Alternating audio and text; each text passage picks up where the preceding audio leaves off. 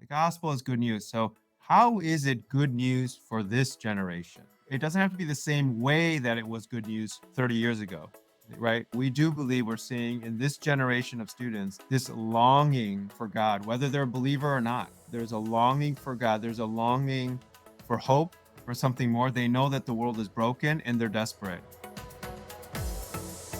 Welcome to the Lausanne Movement Podcast, where we have a passion to accelerate global mission together. If you like today's episode, won't you take a moment to rate and review our podcast and subscribe? That way you won't miss a thing. And now, for today's interview.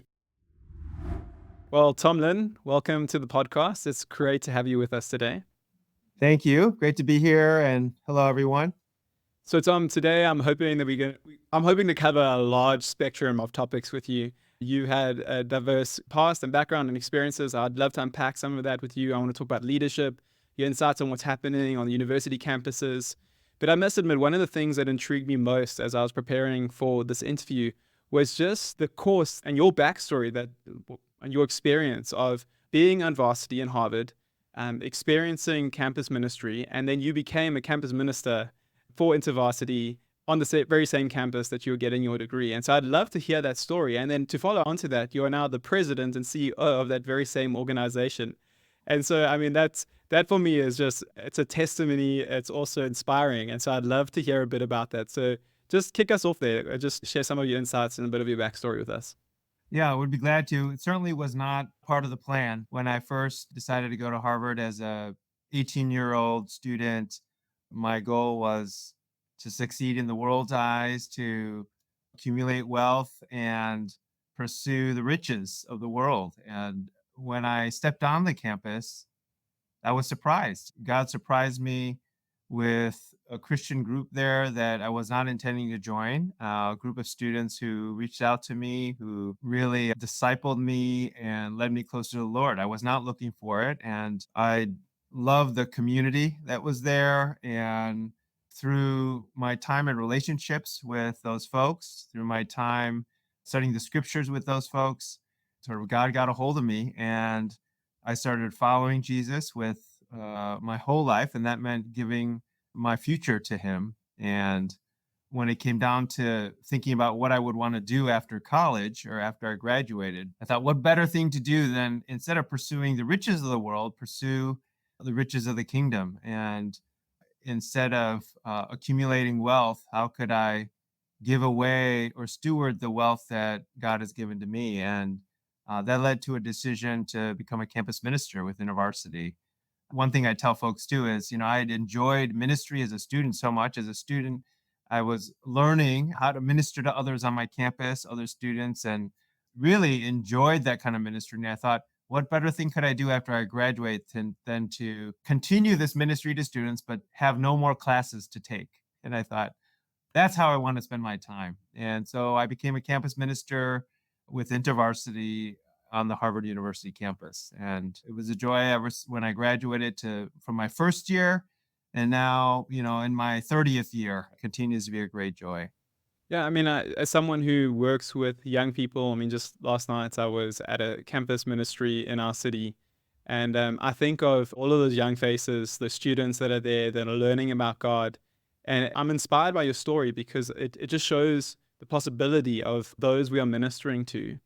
What were some key influences that helped you shift so drastically from focusing so much on wealth? I mean, studying economics, seeking that, like you said, the wealth of the world, to transitioning and having such a shift in philosophy and worldview that you realize that the wealth of the kingdom of God is greater than the wealth of the world. Were there any particular moments or experiences that really shaped that perspective in you? I think first I'll just say, to affirm your point, reaching students or young people is so strategic. I mean, they are, especially in the university world, they are often seen as the future leaders of our societies, our cultures, different sectors of society, from government to business to education to the home and community. So certainly so strategic. I think the influences that probably affected me the most or impacted me most and that kind of led to this shift, there are probably a few things that come to mind. I think the first is what I often call foundations. So, again, it's like I never mapped this out. I didn't map a plan to be a campus minister or to become president of InterVarsity. I didn't even know. If you asked me my 18-year-old self, I wouldn't even know what InterVarsity was as an 18-year-old and what the president did. But it was about the foundation. So I think the first thing I would say is as a 18, 19-year-old, 20-year-old, studying the scriptures, especially study the Gospel of Mark with my particular community in a small group, in a bigger group, and diving into the Gospel of Mark and saying, what do the scriptures have to say? How do I respond to the scriptures and live that out in my own life? And it was those step by step, laying the foundations, living out acts and moments of faith, the little ones, as an 18-year-old, 19-year-old, 20-year-old, little by little by little. Those foundations. How do you serve people? My dorm mates, people in my building, people in my classes. How do I serve people? So the little by little, those foundations, I would say, that's one key thing that led to this kind of what seems like a big change, but it's really foundations. I think the second is along the way, how do you take risky decisions for Christ? So, what at least what seemed like a risk at the time. So, do I have the courage to share my faith with my classmate? Do I have the courage to give what little money I have to spend it on a Bible for a friend or to go on this retreat or that retreat? Little by little, what are the little risks and decisions that I'm making? And sometimes it leads to a little bit of discomfort, or probably as a student, I might have said it's suffering, it's horrible, or what I'm doing is very sacrificial. But risky decisions that are difficult, I think, that build up over time. And then the third I would say is community. So as I referenced, they were a key part of my faith formation. So living day to day, day in and day out with other believers who are modeling something amazing for me spiritually and interacting with me, helping me grow, walking together in that life and not alone. Those things kind of were key, I would say, in encourage me down this path.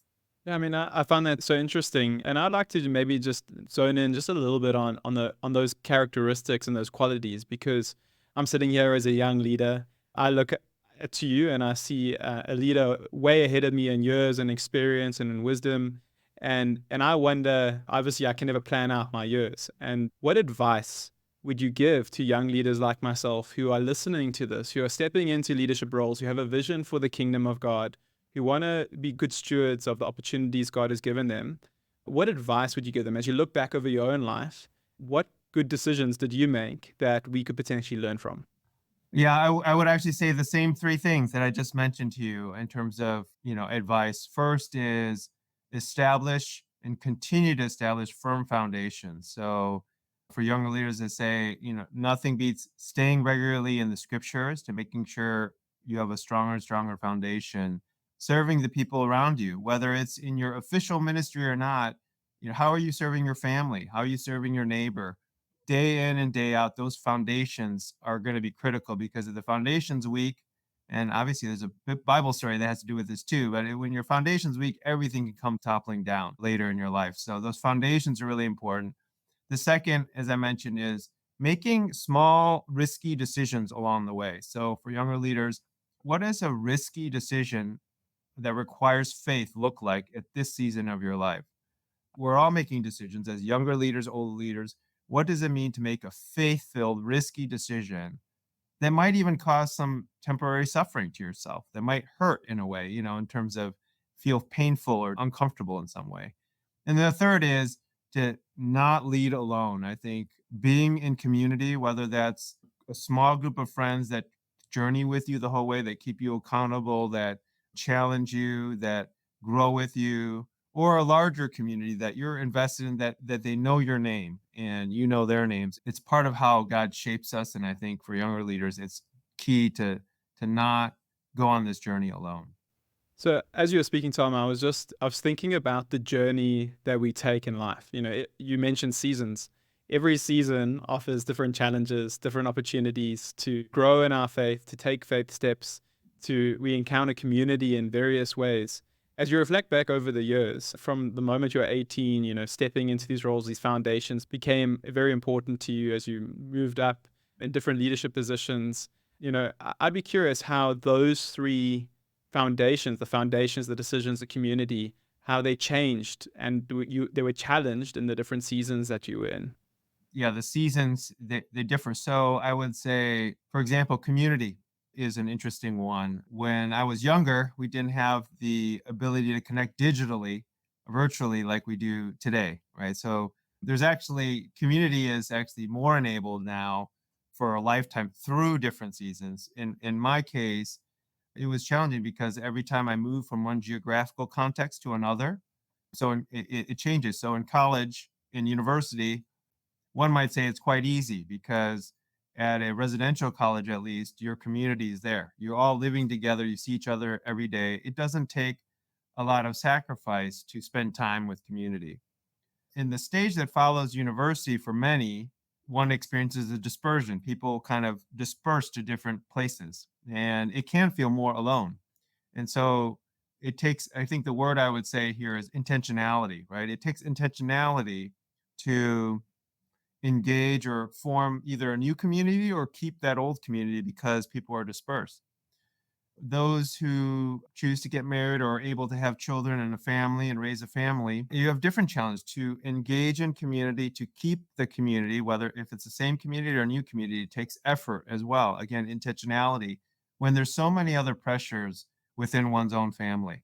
So I think intentionality is probably a key thing through each season. You don't just let things happen to you. You've got to be intentional about how you're setting foundations in this new season, how you're making risky decisions in this new context of this new season, and how you're chasing after investing in community in this new season. Those are all, I would say, intentionality is a big part. So, for those who are listening who are leaders of organizations like yourself, how are you intentional in building community? I mean, it's there's often this idea that leadership is it's very lonely at the top of the leadership ladder. And so, how does that play out in your life? And how would you encourage those who are listening who are isolated, who are alone at the top of their pyramid? How can they be intentional in developing community? I am passionate about this. Again, it takes intentionality. So in my case, first, I usually tell folks it is as much as we want that kind of community in the own organization that we lead, or if you're a senior pastor of a church or the head of a company, it's unrealistic to assume you can have that kind of community with your own organization or company or whatnot. You can have great friendships, but you're always leading, you're always burned. So I often suggest in my case too, you got to look outside, you got to look across to others. So in my life, there are a couple of things. First, I meet with the campus ministry president. So the presidents of the five other largest organizations in my United States context. We meet together twice a year and have a sense of community there where we can be vulnerable with each other, lay down our burdens, pray for each other. Our spouses come. That's kind of an intimate community. But the biggest one for me is that I was very intentional. Again, this is intentionality. About over 10 years ago, I realized that I would be lonely, isolated, and in need of community and needing to invest intentionally. And so what I decided to do was I went out and sought 7 or 8 other leaders. So I sought these leaders out.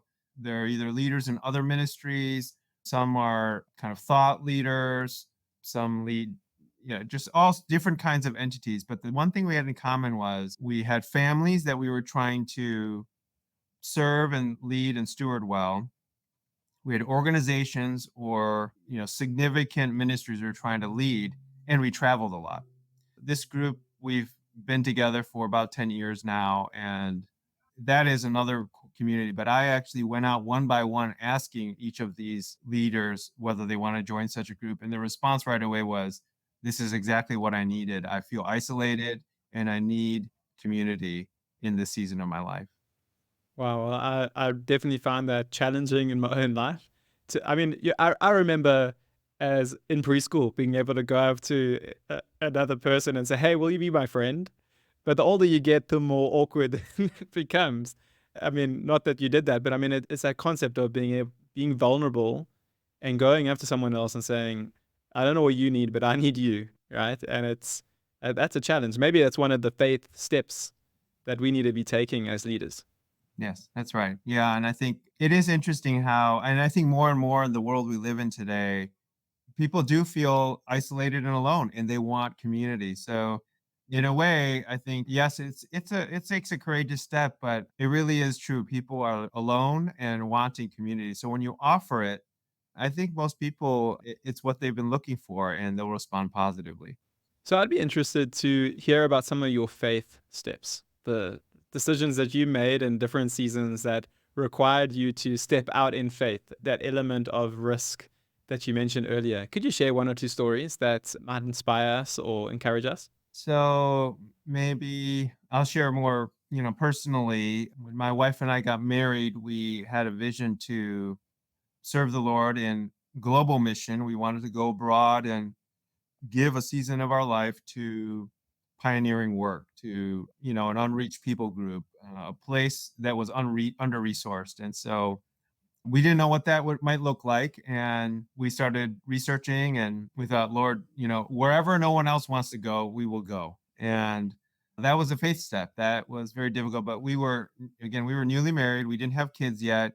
We thought we have resources as Americans. We could go to a lot of different places. And the Lord answered that by sending us to Mongolia, of all places. And it was a challenge. It was a very difficult place. It was a faith step. We had never been there before. We had never really heard anything about it. We didn't know anything about it. And so we said yes. And our role there was to help start a student movement, an evangelical student movement in that country, which was just newly Christian, you might say. Like the Bible was just translated the year before we got there. And, it was an adventure, it was a faith adventure, but we grew a lot as a result of those, faith decisions. What have been some, and maybe you can pull some out from your experiences in Mongolia, but what have been some of the challenging moments that you've faced over the years?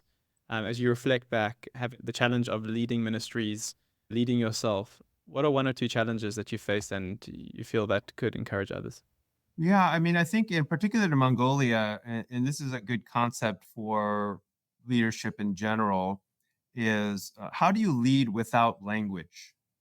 So, how do you lead without words, but with your life? And certainly in a lot of cultures, and if it's your home culture, words and articulating words are important, but how we live our lives speak the most loudly. And so, when we were in Mongolia, we actually didn't have the language, so we had to learn it and we didn't have the words. And suddenly, what we viewed as our biggest asset, which was words prior to coming, we didn't have anymore. And so, how do we lead and represent Christ with our life and not our words because we didn't have it? So that was a challenge. And another challenge was in the ministry that we've been called to here in InterVarsity. We had this huge vision that required partnership. I know that in the Lausanne movement, for example, partnership is key and global collaboration is key. And certainly in my daily work, the vision we have in campus ministry is so great. We've got this vision to see every campus in the country have a gospel movement, and many do not. It required collaboration and working together. And that was a challenge because many of the ministries did not work so well together, and so how do we help movements and different ministries work together? So anyway, those are just a couple that come to mind as I reflect back. So let's dive into this idea of partnership, the challenge that comes with it. You mentioned that the Lausanne movement at the moment has a very strong emphasis for this whole idea of collaborative action. And I've been wondering to myself, what is there's a tension between what you're describing with the friendships that you formed of like we need each other, we need community, and then there's also this element of action and partnership. In your mind, is there a distinction between those two things?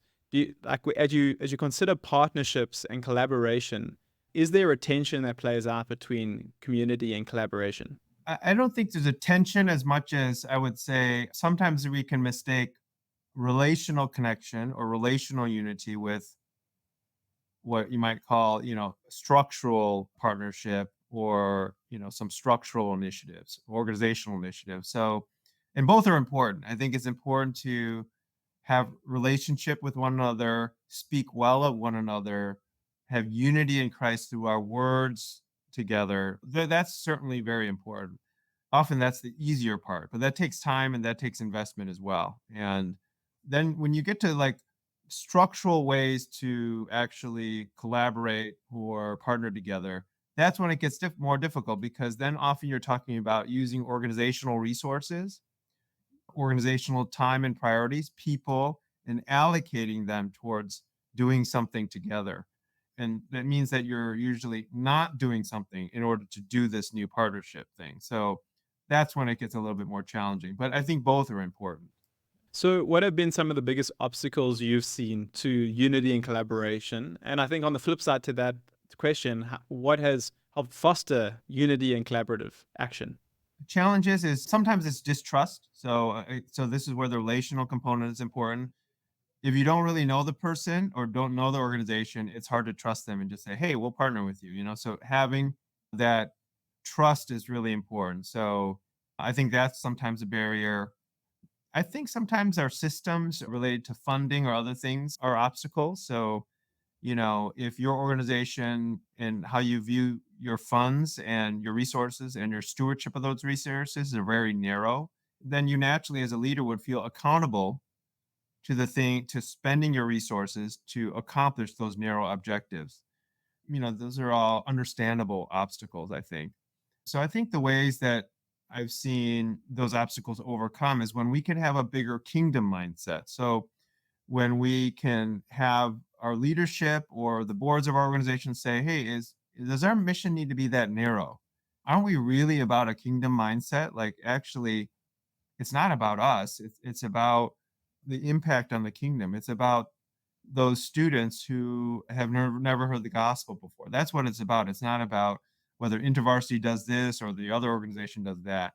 So if we can get our eyes up to kingdom impact rather than my organization's impact, I think that helps us be able to partner better, right? And then, as I mentioned, the trust. I think if we can be intentional about spending time with some other key organizational partners, getting to know their life, building trust, that will also help us overcome. Thank you, Tom. I think that's quite valuable. I'd be curious if you have any examples in the varsity space with campus ministry. If there's any examples of collaboration between those, I mean, you have the five partners that you mentioned a little bit earlier. Have you guys ever done something together that's meaningful? Yes, for sure. There's a variety of things. I think the biggest thing that comes to mind is we have what we call our Every Campus Vision. We started a coalition in 2017, invited Crew or Campus Crusade for Christ. It's called different things in different countries as well, but Crew. And the two of us, we launched everycampus.com. It's a coalition of now over 100 organizational partners with the explicit goal of seeing a gospel movement on every campus in the United States. And that's been tremendous. And it's really spurred us all on to both share data together so we all know what each other's doing, to pray together towards this effort, and then to intentionally pioneer or plant new work in the places which are currently unreached. This effort has been so inspiring that my understanding is in Europe, they've started a similar thing, or at least are starting to figure out how can we kind of have an every campus kind of coalition in Europe as well, to work together in unity and collaboration. So that's been one, and certainly, even prior to that, we have other things like the Urbana Student Missions Conference, which has always included lots of different ministries, all with the goal of launching students, into global missions. And so that's not just been an InterVarsity thing, it's been sort of this coalition of a lot of different ministries and churches wanting to see this happen for the next generation. So those are some examples. So I would like to divert just slightly, and you're welcome to not answer this question or not. But I mean, Asbury was something that just took the world's attention. I know here in South Africa, we were speaking about it. We were praying that God would do something similar on our campuses. How have you seen the Asbury? I don't know what you would want to call it. Everyone refers to it as a revival. But how have you seen that playing out on campuses across the US? Has there been any evolution? Certainly, what happened at Asbury was remarkable. Asbury, as you know, is a Christian college, and we did see that there were some neighboring Christian colleges that were also impacted positively. They started seeing some forms of revival, signs of revival. And then, other Christian colleges around the country also made them long and pray for revival even more. I would say we were primarily in the secular colleges and university space, and we did see similar things happen at a variety of our campuses. And I would say that it wasn't so much that there's a direct connection to Asbury College, but the connection is really this generation, is that we do believe we're seeing in this generation of students this longing for God, whether they're a believer or not. There's a longing for God. There's a longing for hope, for something more. They know that the world is broken and they're desperate. And so, even on a secular college university, we're seeing mass movements of students come to faith in Christ. We're seeing signs and wonders, miracles here or there, baptisms, mass baptisms on campuses. Again, these are secular college and university campuses. So we are seeing different versions of that on secular campuses as well. Tom, that's inspiring and so encouraging to hear from my side of the world, and I'm trusting that something very similar will break out here in South Africa. But let's talk a little bit more about what's happening on the university campuses in the States, because that's where your heart is, that's where your vision is. Could you share some insights, some trends, some shifts that you're seeing? I mean, you've already mentioned a few. And how is your organization shifting and pivoting itself in order to minister to this generation? I'll probably speak to some US trends that I think maybe translate globally as well. As you know, the student generation is more global than ever before. I mean, the three trends that, or maybe topics or trends that capture the university today more than 20 years ago, let's say, one is around sexuality. It is sort of a hot topic, right? It's talked about and engaged highly. Diversity or race or ethnic tensions, those kinds of issues. And then mental health. So that's the third one. And those are significant trends that all of those affect how students engage with faith-based organizations. So whether it's our organization or others, right? So I could go into in depth in each of them, but I think that those trends affect how they engage in faith-based institutions. And often, for a variety of reasons, with those three issues, it often is either creating obstacles for them to engage in faith-based institutions or increasing distrust of faith-based institutions, right? So those are some challenges that I see on college campuses, and I imagine not just in the US, but globally, we're paying attention to. Yeah, I mean, it's definitely the case from the students that I'm engaging with. And I've noticed a shift in terms of the apologetic that's needed in order to engage with this generation. I mean, in the generations before Gen Z, the questions had a largely surrounded questions of logic or faith. Like, does faith make sense? Doesn't it contradict science? Can we trust the Bible? But with some of the students you engage with today, they don't, they can say, okay, cool, I believe your Bible, but your Bible seems to be like anti-diverse, or like have conflicts with my ideology of sex and gender, and so therefore I will not believe. And so how have you guys adjusted? So you mentioned sexuality, diversity, mental health. How do you address these topics with students in such a way that they actually begin to engage with you and don't just shut you off at the front door? Yeah, I mean, I think at the end of the day, we believe the gospel is good news, right? The gospel is good news. So, how is it good news for this generation? It doesn't have to be the same. It doesn't have to be the same way that it was good news 30 years ago, right? Gospel's bigger than that. So, well, how is this good news to this generation? And we sit and we think, how is it good news? They see a lot of ugliness in the world today. They see whether it's scandal or violence or conflict or environmental crisis or whatever they see that's ugly. I would say, they're looking for beauty, for example. And how you might say, how is the gospel then beautiful? And instead of saying, how is the gospel, as you were saying, truthful or logical, we'd say, how is the gospel beautiful? And maybe beauty is good news. How is Jesus beautiful? How is the news he brings beautiful? How does it make the world better and beautiful, right? So I think we have to do a better job of translating, contextualizing the good news for this generation.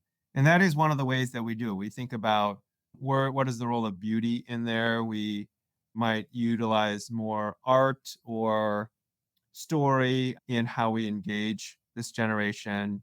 Another interesting thing that I think we see in our context anyways is especially related to revival. I think often healing, the role of healing or signs and wonders or things like that is, when the spirit breaks out and you see things that can't be explained otherwise, illogical things.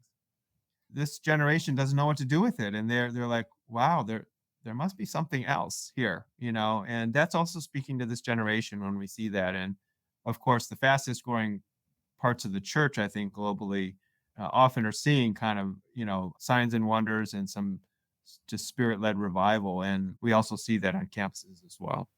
I mean, there definitely is an openness to the spiritual, which wasn't there necessarily 2 decades ago.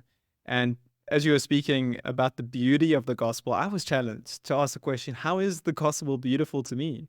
And even just processing that question, it opens up my heart to the presence of the Lord. And I think that would make even preaching in our churches so much more engaging because we're speaking from a heart truth, not just this is truth, because most of the people in our churches believe it anywhere in their heads. But how do we translate that into our hearts? I think it's such a beautiful challenge. If you think about those three things I mentioned to you, how is Christ and the gospel beautiful as it relates to mental health? And we think, wow, what does the peace of Christ look like? How does the peace that passes all understanding, how is that beautiful for someone who struggles with anxiety, right? Or the beauty of a multi-ethnic global Christian community of people so diverse and so different from each other. And that is the gospel. That is the beauty of the church, the global church, right? And how do we share that? Or often we get issues of sexuality get so politicized, but how does God create man and woman in union or in marriage together? How is that a beautiful thing? How is how God created us beautiful and how we relate to one another beautiful, right? So I think there's a way that we can look at just, the beauty of the gospel of Christ. And, I think it will speak to this generation. So I'd be curious, Tom, to hear what your hope and vision is for campus ministries in the US. As you think about the realities on the ground today, how things are shifting, what is your hope? What is your prayer for campus ministries across the states? Two things I would say to that. I mean, one, ultimately, we want to reach this generation for Christ. So we are seeing the most unchurched generation, lost, lonely, living in a time of anxiety. And we're desperate as our sister campus ministries to reach them with the gospel. So I think that's certainly front and center. The need is high, the need is great. I would say our overarching organizational vision is in that vein to see every campus in the country have a gospel movement. And we were struck in 2017 when we did the research of about 2,500 campuses that had more than 1,000 students, about 2,500 campuses, more than half had no gospel movement on it, meaning no campus ministry, no organized group of Christian students. We don't say there's no Christians on the campus, but no Christian group on campus. More than half of those 2,500. And so we've been on this effort, this Every Campus Coalition, with a vision to see everyone, all of that number to get to zero, that there would be no unreached campuses. All ministries would have every campus would have some sort of ministry, whether it's InterVarsity or some other one. There are about 630 campuses now that have no ministry that we know of. And we want to see that number get to zero. So that's a big part of our vision. And ultimately, as we do that, we believe more students will be reached for Christ. So that's our hope and our vision. That's a beautiful vision. For those who are hearing you and they saying, yes, I want to be involved, how can they get involved in that specific dream that you have for every campus? You mentioned everycampus.com.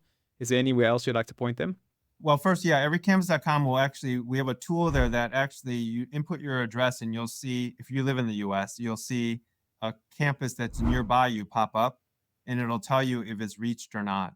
If you're not in the US, you can still pray. You can still pray for any of the campuses that are unreached. And we certainly would welcome any kind of advocacy or any way, whether it's praying or connecting us with others. Intervarsity.org. Intervarsity.org is another one. That's our main site, of course. And then one last place to connect is urbana.org. Urbana is our student missions conference. So, we want to see the next generation of missional students in North America be sent out to impact the world. And urbana.org is a place I would go to for that. Fantastic. I'm going to be sure to put that in the show notes. We're going to have to begin to wrap up this podcast interview. Before we do, we are on the Lausanne Movement podcast, and very rarely do we actually speak about Lausanne. And it's mostly just about hearing stories and gaining insights. But I would love to hear from you. You're a leader of leaders, right? You're leading a mass organization, and you have chosen to not only connect with, but to serve the Lausanne movement over years now, and even in the midst of your responsibilities as an executive leader. So, why Lausanne? Why have you chosen to stay involved? Well, I think two reasons for me personally. There's a lot of reasons I would say to stay involved with Lausanne. For me, is Lausanne's broad impact over a long period of time in the global evangelical movement. So that's worth it. So from foundational statements, Lausanne Covenant, Cape Town Commitment, those kinds of foundational theological, especially statements, have served so many organizations around the world so well. So that far-reaching hand of Lausanne is very important. And then the second is it's a space for leaders to connect, global leaders to connect. And so whether you're in you're a marketplace leader or a church leader or an organizational parachurch mission leader like myself, it's a place for leaders to connect, a space, and that's a unique space.